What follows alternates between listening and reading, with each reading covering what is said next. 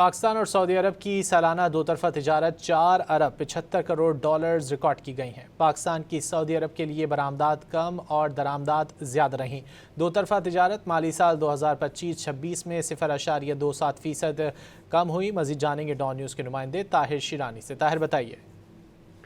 جی بالکل، حکومتی ذرائع سے جو ہمیں تفصیلات موصول ہوئی ہیں اس کے مطابق پاکستان کی سعودی عرب کے لیے برآمدات کم اور درآمدات زیادہ ہونے کے باعث جو تجارتی توازن ہے وہ سعودی عرب کے حق میں رہا ہے۔ پاکستان اور سعودی عرب کے درمیان جو گزشتہ مالی سال سالانہ دو طرفہ تجارت 0.27% کمی کے بعد 4 ارب 75 کروڑ ڈالرز ریکارڈ کی گئی، جو اس سے قبل مالی سال 2024-25 میں 4 ارب 76 کروڑ ڈالرز تھی۔ ذرائع کے مطابق سعودی عرب سے مالی سال 2025-26 میں پاکستان کی درآمدات 1% اضافے سے 4 ارب 6 کروڑ ڈالر رہی، اور پاکستان کی سعودی عرب سے مالی سال 2024-25 میں درآمدات کو حجم 4 ارب 4 کروڑ ڈالر تھا۔